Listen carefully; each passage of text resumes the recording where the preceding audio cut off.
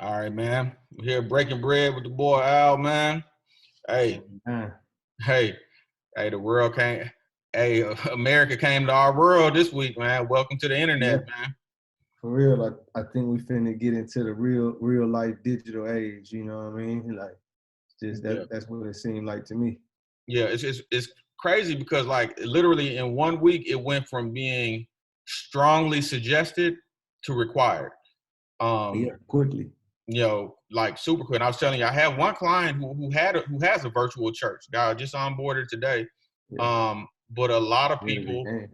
a lot of people, you know, were not done building their ark when it started raining. Yeah, And so it's been an interesting week.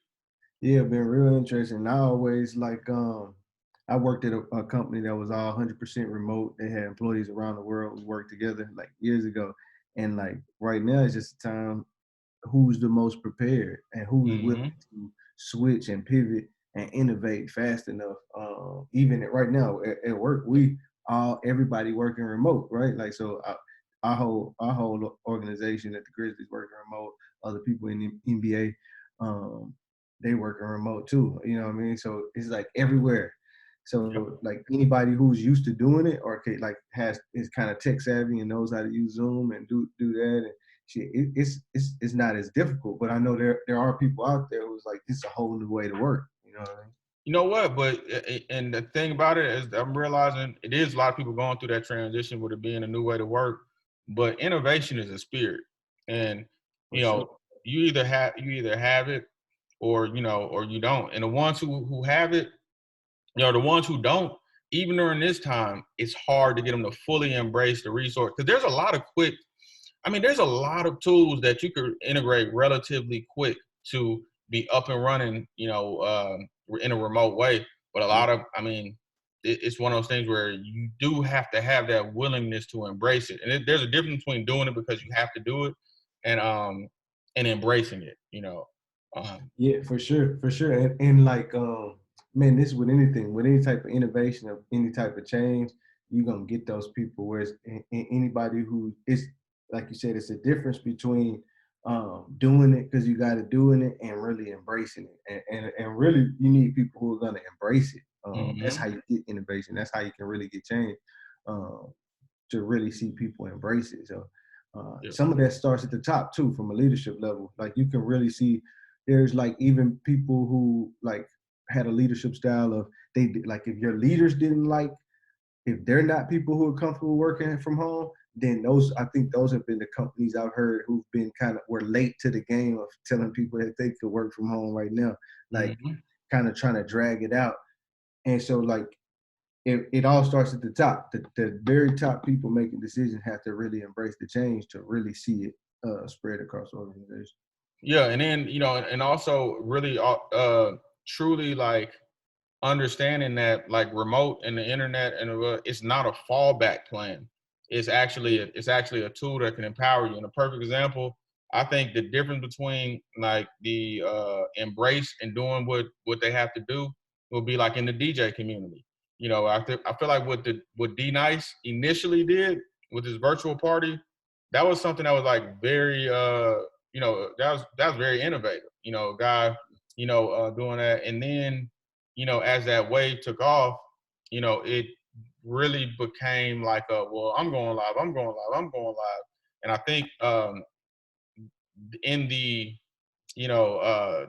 second and third mover tiers of it, all the innovation was lost because now it's just you're doing it just to do it, and they're not really using internet, marketing techniques, in my opinion.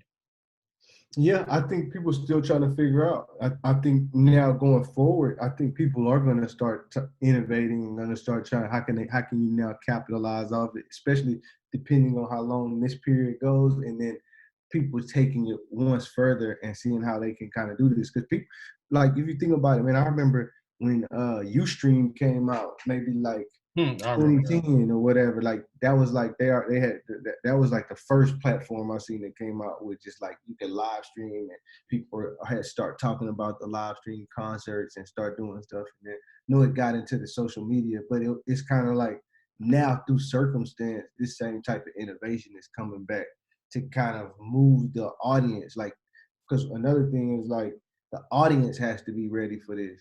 Mm-hmm. So previously, it probably didn't make as much sense to be like, I'm gonna do an online show because you're like, man, maybe not enough people know if you can do it. How will people get on? And you have all these questions, and so then now it's like the audience has kind of realized that they can consume and enjoy entertainment through the live stream. You know what I mean? So I think it's just gonna create it's gonna definitely create different opportunities, and it's gonna be interesting to see how can people like you said, maybe even who's gonna start applying marketing principles and business principles to that and trying to monetize or And most incorporate definitely, that. and to be fair too, like, 'cause I don't want to come off like super harsh on DJs, because these are people who, a lot of these people who, like, just a week ago thought that, this week they had 3 gigs and we're gonna make $1,200, and woke up and it was all gone.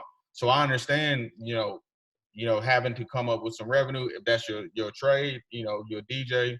What does a DJ do when everything is closed? I mean, your skill is DJing. So I totally understand how they got to that conclusion, and how, if I'm sitting at my house, I can't leave my house and basically self quarantining or whatever. My city's on shutdown. Uh, I'm gonna throw these turntables up and throw my cash out up there and just throw some shit at the wall too and just see what happens. But I think if we put in some strategy behind it, one thing that I saw missing from a lot of the DJ, I really didn't see any of them so far that I know have done this, is they haven't attached the going live to a call to action. So, hey, go live, and while you live, sign up for my mailing list to receive BAM. Go live, and while I'm live, hey, for everybody that's here live right now, here's a discount code to go to my site to purchase this, and bam. Like, it seems like everyone just went to the live part, and and granted, this is new for a lot of people, but there hasn't really been an emphasis on conversion, and I, you know Yeah, I think so. It's two looks at it. I think that's gonna be brilliant, and like once people start doing that, incorporating, I think there's also a level of, I have to say, I know some people may be hesitant to do that at this particular time, right? Would that be the best move? Last week, now this week may be different, like, but last week it may have been because it's still kind of like people going through stuff. So I don't want to come off too overly salesy, like, but I think we're going to get to the point where it's like, in like, well, that's the ultimate goal. But even right now, what's the best way to roll it out without coming out like, I want you to buy something versus, it's kind of feel good right now, man. This guy, when I've seen them, when I've seen DJs who haven't done, I'm like, oh, them boys kind of looking out for the times, right? They like, man, I'm gonna be a DJ. I'm gonna put this DJ blast out there. Uh, but I think I do. To your point, is it probably should be lead capture at that point. Like, y'all, if you like the mix, sign up for the mailing list. So once this is all over, you can capture all of those people who actually listen in live, and then hit them with that. Hey, we got the new tape out. We gonna be here. Here's the merch. I just think you have to be sensitive to it as well.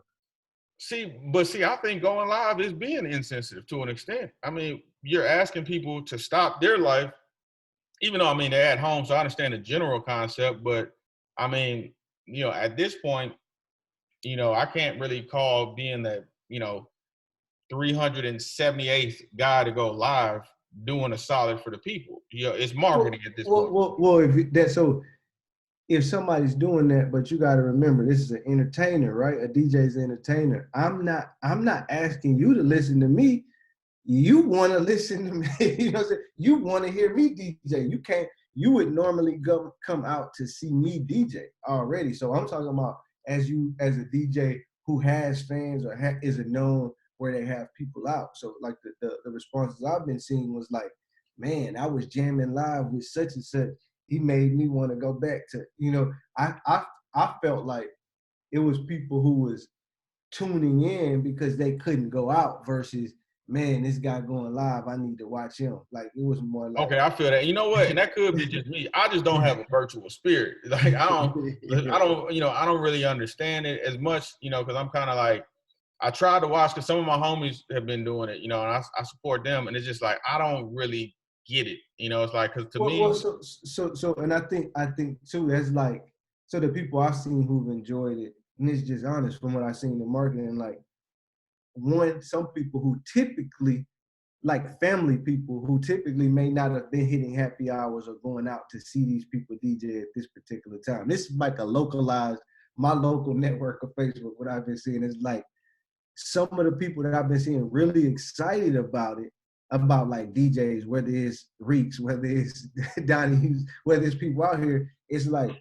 some of the people super excited are like, they may not have been able to go out lately. So this is actually a bonus to see like a full DJ set and I got the baby here. Oh, this is excellent.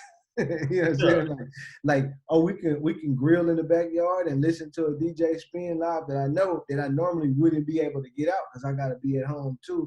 Like, I've seen people excited about that, but that's where I mean, where it's like that might unlock a whole nother fan base for the DJ that they couldn't touch in the past, right? Like everybody can't go see you at happy hour. Not so like is the next play gonna be okay? Should I be consulting?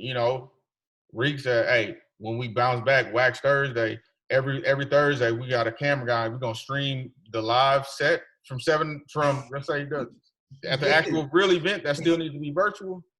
I think you should have virtual options because that's a different market, right? Like if okay, let's take a DJ, let's say even if it's Reach, right? If you got your happy hour, you got your Sunday brunch, you got your midweek, you got these spots that cost you, you have to get to these places, you have to get booked. Hopefully people come out. You have to hope people come out, this and that.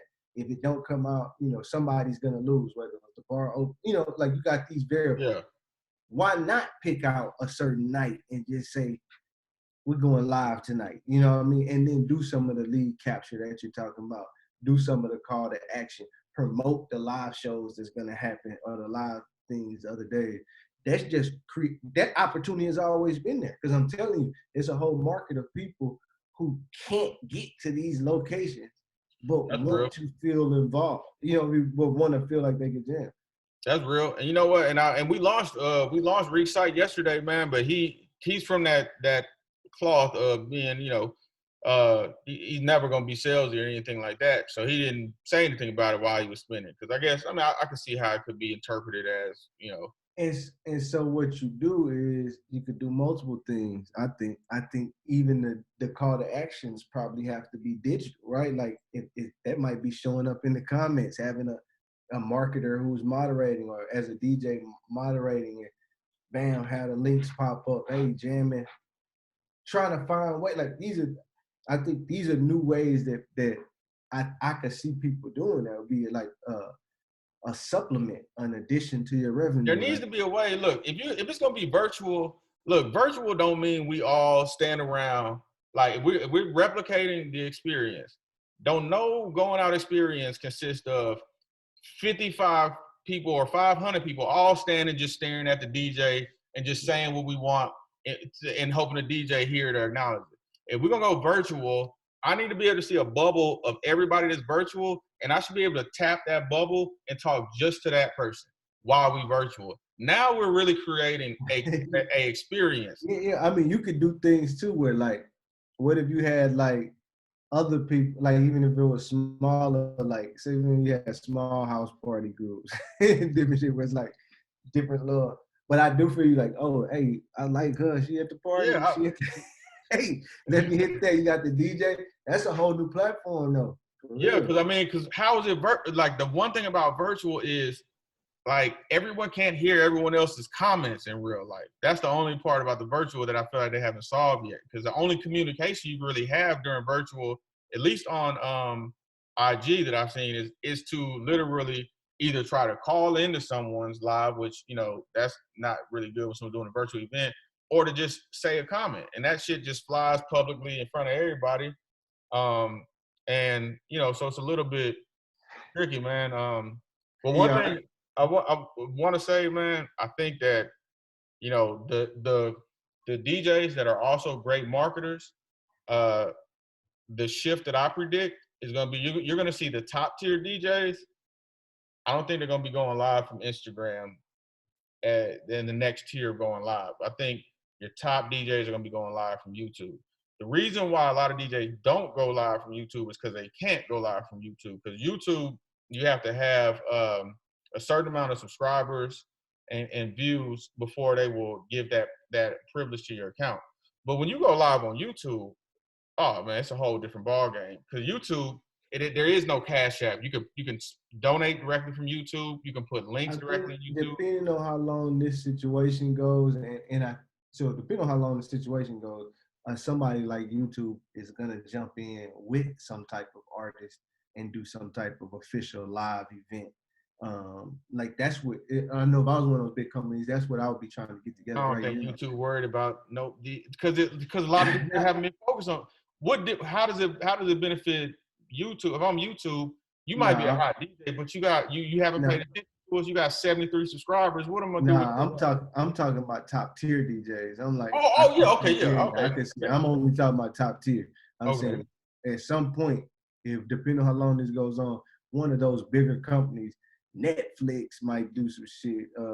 Like, but definitely I can see like a YouTube or something on going live or streaming doing this is just a live event, right? Like this guy is doing some type of live DJ set, some type of live concert set. One of those big companies could benefit off of that because right now there's no concert type atmosphere that people can go to. You can give people an at-home version of that, like live performance. Somebody could win right now because I just think it's what it is. But I do feel you like the next tier when it even after this, I think people are gonna be doing more live shows, live DJ sets. That's gonna be another thing that because people are gonna have experienced that and will be open to experiencing it again. Hey man, shoot, hey dog, the world changed a lot from last Saturday to this one. Hey, who knows what we're gonna be talking about next Saturday, man? But hey, Yeah. man, keep breaking bread, brother. Yes, sir. All right.